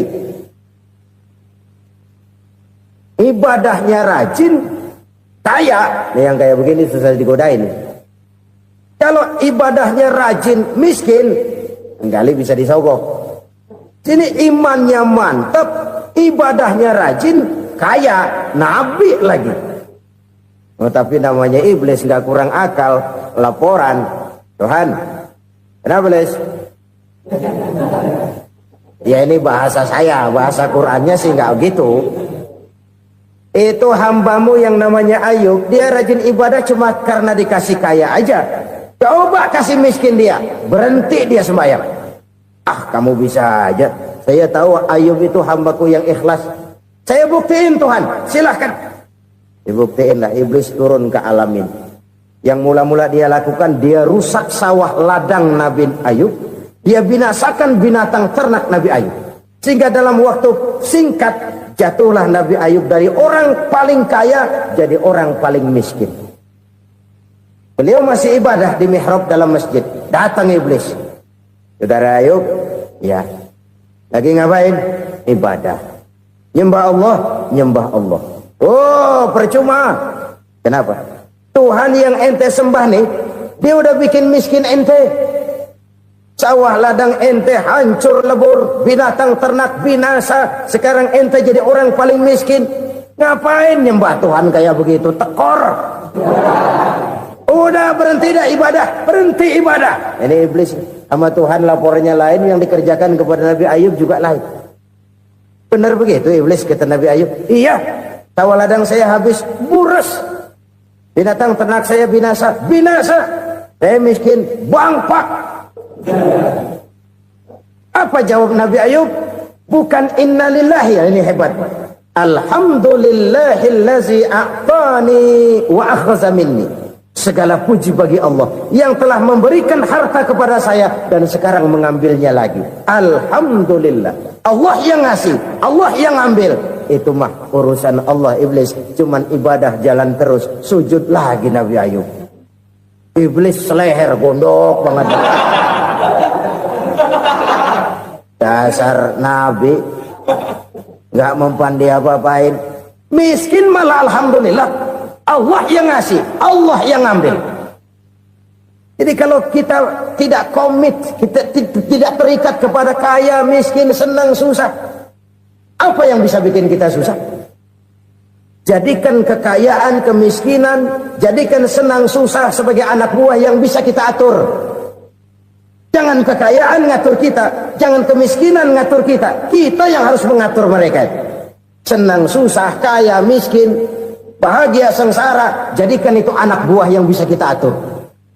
Kalau sekarang kita kaya, lain saat boleh jadi kita miskin, semiskin-miskinnya. Allah yang ngasih, Allah yang ambil. Tenaga mana yang bisa menghalangi? Ibadah jalan terus. Iblis makin gondok. Dasar Nabi loh. Akhirnya apa? Nabi Ayub dikerjain, diberikan penyakit. Demikian fatal penyakitnya. Bayangin, udah miskin sakit. Masya Allah. Miskin sakit. Sakitnya nggak lama, kira-kira 16 tahun. Istrinya 3, 2 mental minta ceraiin. Ngerawatin laki bengek begini. Senang belum tentu, susah udah pasti nih. Cerai aja, cerai lah. Cerai. Tinggal satu Siti Rahmah yang setia menemani beliau. Sesetia-setianya hati perempuan. Satu saat Siti Rahmah bilang, Bang, Ya, abang kan nabi bang. Lalu namanya nabi kan doanya jarang meleset bang. Maksud kamu minta kenapa sih sama Tuhan biar abang sembuh baik dah bang? Itu Rahmah. Iya. Saya sakit berapa tahun sih dah? 16 tahun bang. Sebelum ini saya sehat berapa tahun? Ya kira-kira 60 tahun bang. Nah coba ente banding-bandingin Rahmah. Saya dikasih sehat 60 tahun, dikasih sakit 16 tahun. Sudah nggak sabar mau doa kepada Allah minta sembuh. Saya malu kepada Allah. Diuji dengan yang luar biasa seperti ini, tidak mengganggu stabilitas kehambaannya. Dia tetap menghamba kepada Allah Subhanahu wa ta'ala. Saudara-saudara kaum muslimin rahimakumullah. Kunci menghadapi kesulitan itu apa? Allah jelaskan dalam satu ayat, wa basyiris sabirin alladzina iza asabathum musibah qalu inna lillahi wa inna ilaihi raji'un. Gembirakan orang-orang yang sabar. Siapa mereka itu? Yang apabila mendapat musibah mereka kembali kepada keyakinan dasar, segalanya dari Allah dan segalanya akan kembali kepada Allah. Ini konsepsi dasar dari sikap muslim dalam menghadapi berbagai kesulitan. Segalanya dari Allah, segalanya akan kembali kepada Allah. Kalau ini sudah kondisi dasarnya, maka kita akan lapang menghadapi kenyataan bagaimanapun pahitnya. Apakah itu namanya miskin? Apakah itu namanya sakit? Bahkan maut sekalipun. Maut sekalipun. Segalanya dari Allah, segalanya akan kembali kepada Allah. Ini sikap hidup, bukan sekedar ucapan. Kita kadang-kadang menjadikannya sebagai ucapan. Mulutnya sehingga berhenti. Innalillahi wa inna ilaihi raji'un. Tapi nangisnya terus gerung-gerungan. Bukan itu, ini kesadaran moral. Kalau segalanya dari Allah, segalanya kembali kepada Allah, kan sebenarnya cuma nunggu giliran. Hari ini saya nyembayangin dia, entah hari apa saya disembayangin orang. Hari ini saya antar dia ke kubur, entah hari apa orang nganterin saya ke kubur. Hari ini saya tahlilkan dia, entah nanti kapan orang tahlilkan saya. Segalanya dari Allah, segalanya akan kembali juga kepada Allah. Oleh sebab itu saudara-saudara, kesulitan bukan untuk ditakuti. Kesulitan justru untuk diatasi, dicarikan jalan keluarnya. Dan tidak ada orang yang tidak pernah mendapat kesulitan. Tidak ada. Semakin tinggi status sosial,